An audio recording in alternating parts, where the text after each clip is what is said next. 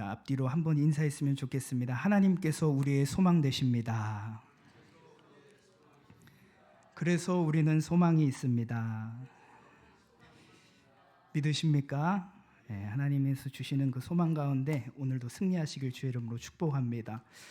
오늘 우리 이렇게 중학생 또 고등학생 아이들이 있는데 참 예배 참여하는 게 너무 이쁜 것 같습니까? 우리 아이들한테 한번 박수 한번 보내주시면 감사하겠습니다. 축복합니다. 네, 오늘 말씀을 나누겠습니다. 제가 우리 교회에서 예배를 드리는 횟수를 여러분 조회를 해봤어요. 예배를 몇 번이나 우리가 드리나라고 했을 때 한 달에 평균적으로 주일 예배를 4번 드립니다. 그리고 여기에 더해서 매주 수요일마다 4번의 예배를 또 드려요. 그리고 매월 한 달에 한 번 금요 기도회를 드리고 또 월삭 새벽 예배를 한 번 드립니다.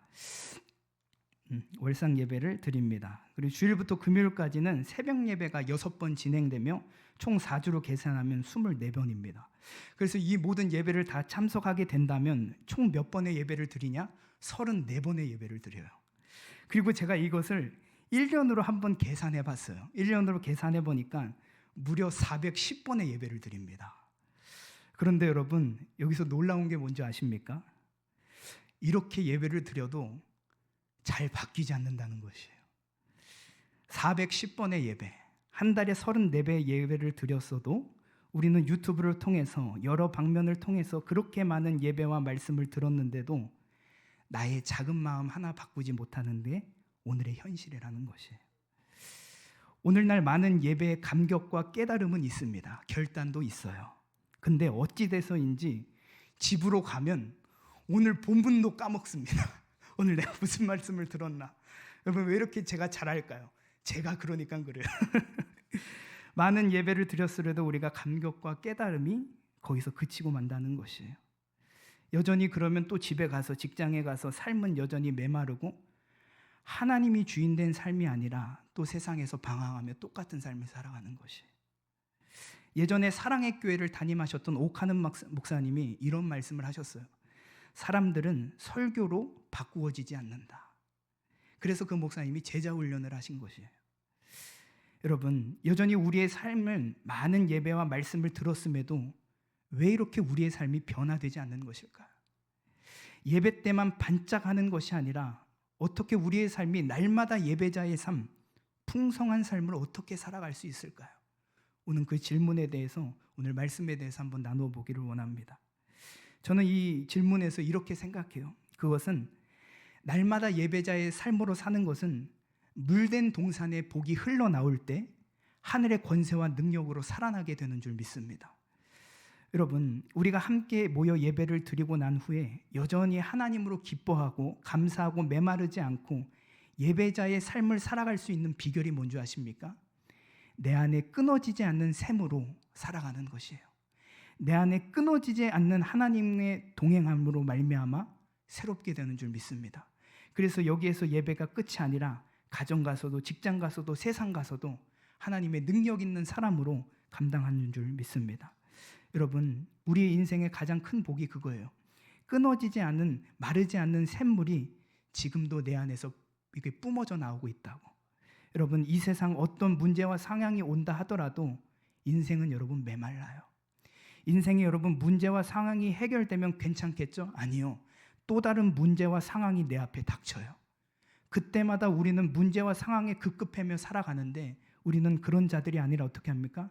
은혜의 샘물이 있기 때문에, 은혜에 끊어지지 않는 샘물 대신 그리스도가 계시기 때문에 거기서도 살아나는다는 것입니다. 여러분, 이것이 성경이 말하는 회복이에요.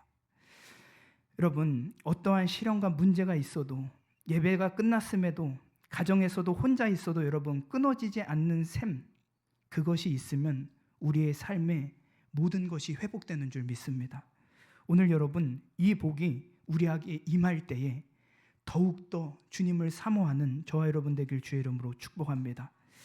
오늘 이 말씀을 통하여서 여러분 정말 이 마르지 않는 샘이 왜 이 말씀이 이토록 중요하고 또 58장 11절에 왜 그 말씀이 있는지 여러분들과 말씀을 나눠보기로 합니다.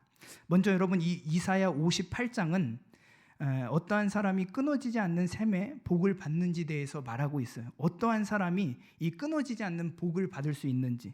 먼저 여러분 이 이사야서를 아셔야 돼요. 이사야서는 총 66권으로 되어 있어요. 그래서 심판과 구원의 약속을 담는 내용이에요. 여러분 참 신기합니다. 이사야서는 1장에서 39권이 하나님께서 이스라엘 백성의 죄와 하나님의 심판에 대해서 말해요. 그리고 40장부터 66장까지 이 27장은 하나님의 구원과 회복을 말하고 있어요. 그래서 이사야서는 작은 복음서라 그래요. 왜냐하면 39권 또 27권 이래가지고 이사야서는 참 이 복음서에도 의미를 담고 있다는 것입니다. 여러분 오늘 함께 본 58장의 이 내용은 하나님께서 기뻐하는 금식이 무엇이냐? 다시 말하면 하나님께서 기뻐하시고 원하시는 신앙생활이 무엇이냐? 그러면 어떻게 하나님의 백성들은 물된 동산으로 살아가는지 회복되는지 말씀하고 있는 장입니다. 그런데 여러분 1절부터 5절을 보면 하나님께서 먼저 이들을 책망하세요. 왜 책망하시는지 1절과 5절을 한번 보겠습니다. 1절부터 5절입니다. 시작. 크게 외치라. 목소리를 아끼지 말라. 내 목소리를 나팔같이 높여 내 백성에게 그들의 허물을 야곱의 집에 그들의 죄를 알리라. 그들이 날마다 나를 찾아 나의 길 알기를 즐거워함이 마치 공의를 행하여 그의 하나님의 규례를 저버리지 아니하는 나라 같아서 의로운 판단을 내게 구하며 하나님과 가까이 하기를 즐거워하는도다. 우리가 금식하되 어찌하여 주께서 보지 아니하시오며 우리가 마음을 괴롭게 하되 어찌하여 주께서 알아주지 아니하시나이까. 보라, 너희가 금식하는 날에 오락을 구하며 온갖 일을 시키는도다. 보라, 너희가 금식하면서 논쟁하며 다투며 악한 주먹으로 치는도다. 너희가 오늘 금식하는 것은 너희의 목소리를 상달하게 하려는 것이 아니니라. 이것이 어찌 내가 기뻐하는 금식이 되겠으며 이것이 어찌 사람이 자기의 마음을 괴롭게 하는 날이 되겠느냐. 그의 머리를 갈대같이 숙이고 굵은 배와 재를 펴는 것을 어찌 금식이라 하겠으며 여호와께 연락될 날이라 하겠느냐. 아멘. 1절에서 5절에 보면 하나님께서 이들이 금식에 하는데 금식에 대해서 책망하세요. 3절에 보면 뭐라 합니까? 이들은 하나님 내가 금식했는데 왜 기도를 들어주지 않으세요? 라고 하자 3절에 뭐라고 합니까? 주님께서 보라, 너희가 금식하는 날에 오락을 구하며 온갖 일을 시키는도다. 여기서 여러분 오락을 구했다라는 것은 뭐냐라고 했을 때 그냥 게임을 말하는 것이 아니라 오락을 구했다라는 것을 내 맘대로 살았다라는 것이에요. 금식이라는 것은 내가 하나님 말씀 앞에서 나를 살펴보고 돌아보고 내가 하나님 말씀으로 행해야 되는데 뭡니까? 내 마음대로 행했다라는 것이. 그래서 하나님께 그럽니다. 하나님, 내가 이렇게 금식도 하는데 이렇게 열심을 내는데 왜 기도를 듣지 않으십니까? 그리고 그 이스라엘의 열심이 얼마나 대단했는지 2절을 보면 그들의 열심에 대해서 나와 있어요. 날마다 하나님의 성전을 열심 있게 찾아다녔대요. 그리고 그것을 즐겨 했다고 합니다. 또 의로운 판단을 하나님께 구하며 성전을 가까이 하는 것을 즐겨 했대요. 그런데도 지금 하나님께 책망을 받아요. 하나님은 이들에 대해서 3절과 5절에 왜 그렇게 책망하신지 말씀하십니다. 4절과 5절을 다시 한번 읽겠습니다. 시작. 보라, 너희가 금식하면서 논쟁하며 다투며 악한 주먹으로 치는도다. 너희가 오늘 금식하는 것은 너희의 목소리를 상달하게 하려는 것이 아니니라. 이것이 어찌 내가 기뻐하는 금식이 되겠으며 이것이 어찌 사람이 자기의 마음을 괴롭게 하는 날이 되겠느냐. 그의 머리를 갈대같이 숙이고 굵은 배와 재를 펴는 것을 어찌 금식이라 하겠으며 여호와께 연락될 날이냐 하겠느냐. 아멘. 5절에 보면 그들은 금식을 하기 위해서 하나님 앞에 머리를 숙입니다.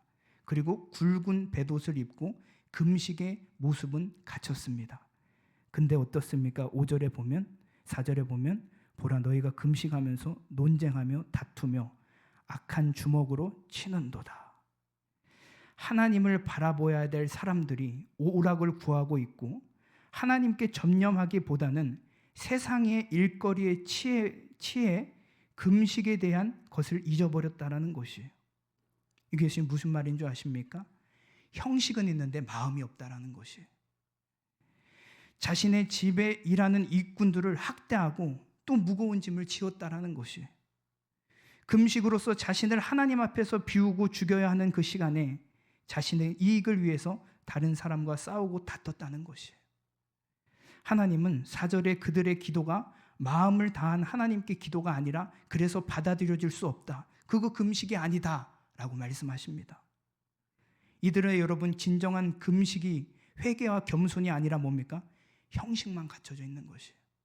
진정 하나님의 뜻이 무엇이고 하나님이 기뻐하는 금식이 아님을 말씀하고 있다는 것입니다. 여러분, 하나님께서 기뻐하는 금식이 무엇일까요? 하나님께서 기뻐하는 금식이 무엇이길래 주님은 이렇게까지 말씀하실까요? 그러면 하나님께서 기뻐하는 금식이 무엇이며 그 하나님께서 기뻐하는 신앙생활은 무엇일까요? 6절과 7절을 한번 보겠습니다. 6절과 7절 시작. 내가 기뻐하는 금식은 흉악의 결박을 풀어주며 멍에의 줄을 끌어주며 압제당한 자를 자유하게 하며 모든 멍에를 꺾는 것이 아니겠느냐. 또 줄인 자에게 내 양식을 나누어 주며 유리하는 빈민을 집에 들이며 헐벗은 자를 보며 입히며 또 내 골육을 피하여 스스로 숨지 아니하는 것이 아니겠느냐. 아멘. 주님은 어떤 형식에 매여 있는 것이 아니라 너희가 진짜로 금식을 원한다면 나의 하나님의 공의와 사랑을 실천하는 것, 그게 하나님께서 기뻐하는 금식이래요. 그러나 그들은 굵은 배옷을 입었어요. 밥을 먹지도 않았어요. 그러나 그들의 금식은 마지못해서 하는 금식이었습니다. 하나님의 공의와 사랑, 압제당하는 자, 결박당하는 자, 멍에를 풀어주는 것은 없었다라는 것이에요. 그래서 주님은 내가 어찌 그 금식을 받을 수 있겠느냐라고 말씀하십니다. 여러분, 오늘날 우리가 이 말씀 앞에서 우리가 신앙생활에서 경계해야 될 것이 있어요. 그것이 뭔지 아십니까? 순종 없는, 하나님 사랑 없는 외식과 형식주의를 조심하셔야 돼요. 이 사람들도 예배당에 잘 나왔어요. 이 사람들은 금식도 많이 했어요. 이 사람은 하나님한테 하나님 어떻게 판결을 내리면 좋을까요? 라고도 묻는 사람들이었어요. 그러나 어떻습니까? 형식과 외식은 있었지 마음은 없었다라는 것이. 여러분, 오늘날 형식주의와 외식주의 사람들은 교회를 좋아해요. 예배도 좋아해요. 사람들과 교제하는 것도 좋아합니다. 기도도 좋아해요. 성경 들고 다니는 것도 좋아해요. 그러나 하나님이 기뻐하시는 삶, 하나님의 뜻대로 살지 않아요. 하나님을 사랑하지 않아요. 자신의 마음대로 살아가는 것. 그리고 말합니다. 내가 하나님께 이렇게 기도했는데 왜 하나님은 나에게 응답이 없으실까? 오늘 이들의 외식하는 사람들의 특징을 오늘 성경에서 말하고 있습니다. 먼저 1절. 이들의 특징이 어떤 특징이 있냐? 1절을 한번 보시겠습니다. 1절 시작. 크게 외치라. 목소리를 아끼지 말라. 내 목소리를 나팔같이 높여 내 백성에게 그들의 허물을 야곱의 집에 그들의 죄를 알리라. 아멘. 하나님이 얼마나 답답하셨는지 이사야에게 야, 이들의 백성의 죄와 허물을 너가 빨리 좀 알렸으면 좋겠다. 형식과 외식주의의 사람의 특징의 첫 번째가 뭔지 아십니까? 자기의 죄와 허물을 바라보지 못해요. 그래서 하나님이 이사야를 통해서 그 죄와 허물을 바라보게 합니다. 여러분, 기독교의 신앙에서 제일 중요한 게 뭔지 아십니까? 예수님을 믿는 믿음의 첫 번째 걸음이 뭔지 아십니까? 내가 하나님 앞에서 얼마나 허물과 죄가 많은 사람인지 아셔야 돼요. 여러분, 이거 모르면요, 하나님 찾지 않아요. 하나님 붙들지도 않아요. 내가 잘난 줄 알아요. 그리고 나만을 위한 신앙생활을 합니다. 그래서 우리는 말씀 앞에서, 하나님 앞에서 우리를 뭘 봐야 되냐? 허물과 죄를 봐야 돼요. 그리고 내가 하나님이 아니면, 그리스도 예수의 피가 아니면 살아갈 수 없는 죄인이구나. 이 사실을 깨달을 때 우리는 주님 한 분만 붙잡으며 살아갈 수 있다는 것입니다. 그래서 여러분, 외식과 이 형식만 있는 사람들은 자신의 허물과 죄를 보지 못해요. 여러분, 날마다 말씀 앞에서 자신의 허물과 죄를 봐서 정말 하나님께서 기뻐하시고 하나님께서 깨끗게 하시는 저 여러분 되길 주의 이름으로 축복합니다. 형식과 외식이 있는 사람들의 특징은 또 3절을 한번 보세요. 3절 시작. 우리가 금식하되 어찌하여 주께서 보지 아니하시오며 우리가 마음을 괴롭게 하되 어찌하여 주께서 알아주지 아니하시나이까. 보라, 너희가 금식하는 날에 오락을 구하며 온갖 일을 시키는 도다. 아멘. 외식과 형식주의 사람들의 두 번째 특징은 하나님을 이용하려고 합니다. 하나님을 섬겨야 할 자가 하나님이 내 인생의 문제 해결의 수단으로 봐요. 그래서 어떻게 합니까? 11조와 헌금, 자기의 봉사, 그것으로 하나님과 딜을 한다는 것이요. 내가 이만큼 충성했으니 하나님도 이 정도 대우해 주십시오 라고 하나님과 딜을 하는 것이에요. 여러분, 모든 문제 해결은 하나님이시지만 우리는 그 하나님을 수단으로 사용되는 것이 아니라 그 하나님은 어떻습니까? 우리가 경외해야 될 대상이에요. 하나님은 우리가 경배해야 될 상이에요. 문제 해결의 모든 근원과 모든 답을 갖고 계시지만 우리는 그분을 이용하는 자가 아니라 경배해야 돼요. 경외해야 합니다. 그럴 때 여러분, 우리의 삶이 어떻습니까? 정말 하나님께서 인도하시는 길로 살아갈 수 있는 것입니다. 여러분, 우리들의 삶 가운데 하나님과 딜하려고 하지 마세요. 하나님을 경배하고 경외함으로써 여러분들의 삶이 하나님의 인도하심 가운데 살아가길 주의 이름으로 축복합니다. 3절에 보면 또 이들의 특징이 나오는데 그들은 어떻습니까? 온갖 일을 시키는 도다. 그 금식 당시에는 자기 종들에게 이렇게 풀어주는 그 제도가 있었는데 근데 금식하면서 자기 사람들을 어떻게 합니까? 온갖 일을 시켰대요. 이것은 뭡니까? 사람을 제압하려고 해요. 여러분, 교회 안에서도 이것을 조심하셔야 돼요. 어떤 교회를 가보면 기존에 있던 성도들이 여기는 다른 교회가 다르다고 우리의 방식을 따르래요. 그렇게 방식을 따르지 않으면 그냥 나가래요. 인간의 전통을 앞세워서 사람을 제압하려 하는 것, 이것이 외식과 형식주의의 모습입니다. 하나님은 어떤 사람도 받아들이라고 했어요. 어떤 사람들도 맞이하려고 했어요. 여러분들의 삶 가운데 누구를 제압하려고 하지 마십시오. 하나님의 사랑으로 받아들이십시오. 하나님의 사랑으로 품으십시오. 여러분, 우리는 사람을 제압할 그런 실력이 되는 사람들이 아니에요. 우리는 그 하나님의 사람으로서 전통을 앞세워 살아가는 것이 아니라 하나님의 사랑으로 품으시길 주의 이름으로 축복합니다. 그래서 이들의 지금 특징이 뭐냐? 다 하나님을 위한 신앙생활이 아니라 자기 자신을 위한 신앙생활이었다라는 것이. 그래서 주님은 야, 그거 금식 아니야. 그거 내가 기뻐하는 거 아니야. 내가 기뻐하는 것은 너 6절과 7절에 뭘 합니까? 줄인 자에게 식물을 나눠주는 것. 이건 뭡니까? 배고픈 자에게 단순히 먹을 것을 주는 것이 아니라 자신이 가진 것을 나눠야 한다는 것이. 다시 말해서 남는 것을 주는 것이 아니라 자신이 먹어야 할 것도 나눠주라는 것이요. 이것이 하나님이 기뻐하시는 금식이고 신앙생활이라는 것이요. 두 번째, 하나님께서 기뻐하는 금식이 뭡니까? 유리하는 빈민을 집에 드리는 것. 이 말이 무엇이냐? 집이 없어서 방황하는 자들에게 특정 장소를 제공하는 것이 아니라 바로 자신의 아늑하고 따뜻한 집으로 그들을 초청하라는 것이에요. 또 벗은 자를 보면 입히고, 이 말은 가난하고 궁핍하여 벗은 자를 벗고 자신에게 쓸데없는 옷을 처분하여 주는 것이 아니라 어떻습니까? 자신이 입은 그 좋은 옷을 나눠주라는 것이. 골육을 피하여 스스로 숨지 아니하며, 이건 뭡니까? 공경에 처한 그 사람들을 피하여 숨지 말고 적극적으로 도와주라는 것이. 여러분, 하나님이 기뻐하는 금식, 하나님이 기뻐하는 신앙생활은 형식이 아닙니다. 무엇입니까? 하나님의 공의와 사랑과 긍휼이 실현되기를 원하세요. 여러분들의 삶 가운데, 여러분들의 가정 가운데 공의와 사랑과 긍휼이 오늘도 실현되기 원하시는 분이 우리 하나님이세요. 그것이 여러분 예배자임을 믿습니다. 여러분, 이 사람이 어떤 사람들이 이게 가능할까요? 자신의 유익이 아니라 하나님의 유익을 구하는 사람이 가능한 것이에요.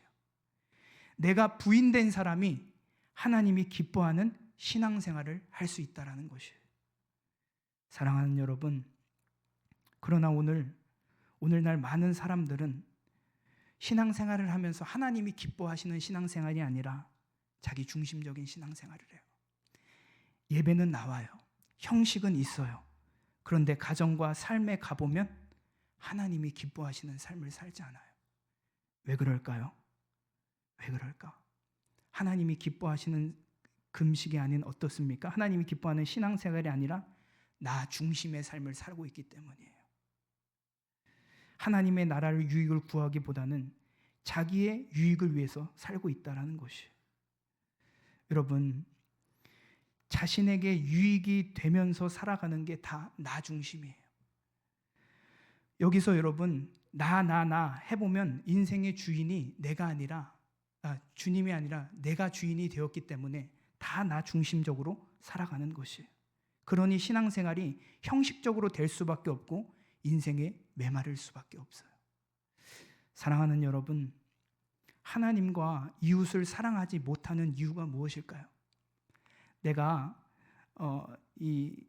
잘 안 돼서 그런 것일까? 아니에요. 자기의 유익만을 구하고 살아가기 있기 때문입니다. 그래서 여러분, 가정 안에서도 다투는 것이요. 가족이라는 이름은 있지만 진정 사랑하지 않는 이유가 뭔지 아십니까? 자기의 유익, 하나님의 유익이 아니라 자기의 유익을 구하기 때문에. 내가 기분 나빠, 내가 감정이 나빠, 그래서 그냥 이혼해버리는 것이요. 그래서 그 사람을 그냥 미워하는 것이요. 왜? 내 기분이 나쁘기 때문에. 여러분, 우리의 모습은, 하나님의 사람들은 나의 유익과 감정을 위해서 살아가는 것이 아니라 하나님의 유익을 살아가는 사람인 줄 믿습니다. 하나님의 유익과 이웃을 사랑하는 그 마음, 그것이 여러분 예수의 마음이고 하나님의 마음인 줄 믿습니다. 사랑하는 여러분, 오늘 우리들의 삶 가운데 형식적이고 외식적인 예배는 있지만은 우리의 삶은 정말 하나님의 사랑과 긍휼이 흘러나아가고 있습니까? 아니면 나의 이익만을 위해 살아가고 있습니까? 사랑하는 여러분, 예수의 사람들은 나의 이익이 아니라 주님의 이익을 위해서 달려가는 줄 믿습니다. 여러분, 그 하나님은 자기 자신이 주인된 자리에서 내려놔 자신이 부인될 때 이러한 복을 주십니다. 8절과 12절입니다. 8절과 12절. 하나님이 주인 되심을 인정하고 정말 나를 부인할 때 하나님께서 우리에게 이러한 놀라운 복을 주세요. 8절과 12절 시작. 그리하면 내 빛이 새벽까지 비칠 것이며 내 치유가 급속할 것이며 내 공의가 내 앞에서 행하고 여호와의 영광이 내 뒤에 호위하리니 내가 부를 때에는 나 여호와가 응답하겠고 내가 부르짖을 때에는 내가 여기 있다 하리라. 만일 내가 너희 중에서 멍에와 손가락질과 헝황한 말을 제어버리고 줄인 자에게 내 심정이 동하며 괴로워하는 자의 심정을 만족하게 하며 내 빛이 흑암 중에서 떠올라 내 어둠이 낮과 같이 될 것이며 여호와가 너를 항상 인도하여 메마른 곳에서도 내 영혼을 만족하게 하며 내 뼈를 견고하게 하리니 너는 물된 동산 같겠고 물이 끊어지지 않은 샘 같을 것이라. 아멘. 나를 부인하고 하나님의 이익을 구하는 자는 어떻게 합니까? 하나님께서 그 기도에 응답하신대요. 그리고 10절에 어떻게 합니까? 어두웠던 우리의 삶에 빛을 주신대요.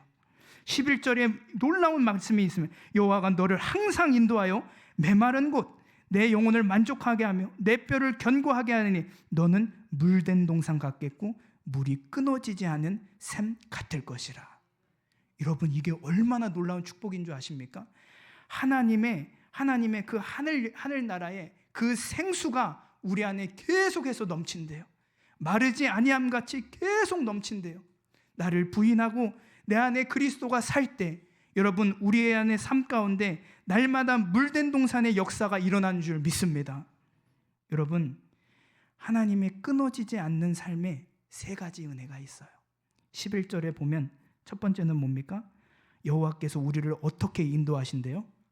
항상. 여러분, 볼펜이 있으시면 그 항상에 동그라미 쳐보세요. 우리의 삶을 어떻게 인도하시냐? 항상. 이 말이 뭡니까? 내가 아무도 없을 때, 내가 보이지 않고 답답할 때, 어떤 환경과 상황에서도 주님은 우리의 삶을 항상 인도하신다는 거예요. 내가 지치고 힘들더라도 주님은 항상 여러분들을 인도하신대요. 그래서 시편 23편 1절 여호와는 나의 목자시니 내가 부족함이 없으리로다. 여러분, 인생을 하나님이 인도하신대요. 내 남편이 인도하는 것이 아니라, 내 아내가 인도하는 것이 아니라, 내 부모가 인도하는 것이 아니라 하나님이 인도하신대요. 그 하나님은 실수가 없으십니다. 그 하나님은 우리를 천성으로 인도하십니다. 어떻게 해요? 항상. 여러분, 그 항상 인도하시는 그 하나님의 은혜가 있기를 예수님의 이름으로 축복합니다. 두 번째, 메마른 곳에서도 내 영혼을 만족시킨대요. 메마른 곳이라는 것을 찾아보니까 광야를 말합니다. 여러분, 이 세상이 어떤 세상인 줄 아세요? 광야 같은 세상이에요. 과학적으로 문명적으로 발달돼도 모든 것을 먹어도 모든 것을 누렸어도 공허하고 허전하고 같은 세상이 광야 같은 세상이에요. 이 세상 가운데 주님이 어떻게 하신대요? 내 영혼을 만족시킨대요. 어떻게? 물된 동산으로. 세 번째, 우리의 삶을 어떻게 하신대요? 내 뼈를 견고하게 하리니. 우리의 삶을, 이 뼈는 뭐냐? 몸을 상징합니다. 근데 이 뼈를 견고하게 하시겠다는 건 뭡니까? 우리의 삶 전체를 붙잡고 계신다라는 것이에요. 붙들고 계신다라는 것이에요. 여러분, 이 세 가지 놀라운 은혜가 내 평생 사는 날 동안 끊어지지 않는데요. 사랑하는 여러분, 우리의 삶이 부인되고 하나님의 유익을 구할 때 하나님이 우리의 삶을 책임져 주세요. 들어보세요. 근데 나의 이익을 구할 때 내가 내 삶을 인도해야 돼요. 그러니까 걱정이 생기는 것이에요. 그래서 미래에 대한 두려움이 생기는 것이에요. 그래서 어떻게 해야 되지? 어떤 길로 가야 되지? 라고 하는 것이에요. 그러나 내가 부인되고 주님을 인정하고 주님의 유익을 살아갈 때 주님은 우리의 목자가 되셔서 우리의 삶을 인도하시는 줄 믿습니다. 여러분, 오늘 말씀만 들으면 내가 이제 하나님의 유익을 살아야지. 여러분, 잘 될까요? 안 됩니다. 잘. 또 끊임없이 우리는 우리의 유익만을 구하고 자기 감정의 생각과 갇혀 살아가는 것이 인간의 한계예요. 그런데 여러분, 놀라운 은혜가 있어요. 우리를 변화시키며 진정으로 회복으로 이끄시는 분이 계세요. 그분이 예수 그리스도예요. 누가복음 4장 18절 19절에 이렇게 말씀합니다. 들어보세요. 주의 성령이 내게 임하셨으니 이는 가난한 자에게 복음을 전하게 하시려고 내게 기름을 부으시고 나를 보내사 포로된 자에게 자유를, 눈먼 자에게 다시 보게 함을 전파하며 눌린 자유를 자유롭게 하고 주의 은혜의 해를 전파하게 하려 하심이라 하였더라. 여러분, 우리가 주님 만나기 전에 어떤 상태인 줄 아십니까? 가난한 자였어요. 헐벗은 자였어요. 누구의 도움이 아니면 살아갈 수 없는 죄인이었어요. 그런데 그 죄인을 위해서 누가 오셨습니까? 예수께서 이 땅에 오셔서 나에게 기름을 부으시고 나에게 자유를 주셨습니다. 사랑하는 여러분, 우리는 그래서 이 예수님을 믿기만 하면 어떻게 됩니까? 이제는 나의 유익만 위해서 살던 내가 어떻게 됩니까? 하나님과 이웃을 사랑하게 되는 것이에요. 여러분, 어떤 사람이 그러더라고요. 전도사님, 저는 하나님을 사랑하는데 이웃을 사랑하는 게 어려워요. 제가 뭐라 그럴게요? 첫 번째, 그 사람을 대하는 태도가 좀 익숙하지 않아서 그래요. 두 번째는 잘 들으십시오. 하나님 사랑하지 않기 때문이에요. 여러분, 십자가를 보세요. 십자가가 나누어져 있습니까? 하나로 돼 있어요. 위와 옆에. 이게 뭡니까? 하나님을 사랑하게 되면 반드시 나타나는 특징이 뭡니까? 이웃을 사랑하는 것이에요. 여러분, 신앙을 점검했을 때 한번 뭘 제일 돌아보셔야 되나? 나 지금 이웃 사랑하는가? 나 지금 가족을 사랑하고 있는가? 나 지금 내 이웃에 대해 내 모든 것을 줄 수 있는 믿음이 되는가? 신앙 점검이 그거예요. 왜? 하나님을 사랑하게 되면 반드시 이웃을 사랑하게 돼 있거든요. 여러분, 하나님의 사랑이 얼마나 크냐면 우리가 이 하나님의 사랑이 크면 클수록 어떻게 됩니까? 우리는 하나님의 사랑을 전할 수밖에 없어요. 그래서 모든 하나님의 예수님의 제자들도 복음을 전하는 이유가 뭔지 아십니까? 예수님이 뭐 이렇게 해라 저렇게 해라 하신 것이 아니라 그 복음에 그 사랑이 너무 감화돼서 가는 것이에요. 사랑하는 여러분, 이웃을 사랑하고 싶다면 먼저 하나님의 사랑을 받으십시오. 그리고 하나님을 사랑할 때 여러분 이웃을 사랑하는 줄 믿습니다. 사랑하는 여러분, 말씀을 이제 맺으려고 합니다. 내 삶의 주인은 내가 아닙니다. 내 삶에 내가 주인이 될 때 예배가 형식만 남게 돼요. 그러나 내 삶에 하나님께서 주인이시고 하나님의 유익을 구할 때 여러분들의 삶 가운데 여러분들의 주인은 하나님이신 줄 믿습니다. 여러분, 우리가 정말 예수님을 믿고 예수님 앞에서 자유케 된 자라면 여러분 이웃을 돌아보세요. 여러분 가정에 힘들어하는 데 있는 자, 내 가정에 하나님의 사랑이 필요한 자 돌보십시오. 여러분 그들을 멀리하지 마세요. 그들에게 가까이 갈 마음이 없다면 기도하셔야죠. 하나님 지혜를 달라고. 여러분, 그 가정 돌보지 않으면, 그 사람 돌보지 않으면 누가 전하겠습니까? 여러분 전하셔야 돼요. 그 전하시는 능력이 하나님께 있습니다. 그리고 여러분 기억하십시오. 여러분은 정말 예수 그리스도를 믿는다면 물된 동산에 끊어지지 않는 물이 있기 때문에 여러분들은 거기서 승리하며 하나님의 지혜가 올 것입니다. 그렇기 때문에 여러분 기억하세요. 주님이 나를 항상 인도하신다. 메마른 곳에서도 주님이 나를 인도하신다. 오늘도 나를 견고케 하시고 붙잡아 주시는 주님이시니 그 믿음을 가지고 나아가길 주의 이름으로 축복합니다. 인생에 많이 가졌다고 여러분 중요한 것이 아니라 하나님이 끊어지지 않는 셈이 우리 안에 있을 때 진정한 여러분 회복이 일어난 줄 믿습니다. 그 끊어지지 않는 셈으로 인해서 여러분들의 가정이 살아나요. 여러분들의 이웃이 살아나요. 여러분들의 각자의 모든 삶에서 주님의 행하신 일들이 나타나길 주의 이름으로 축복합니다.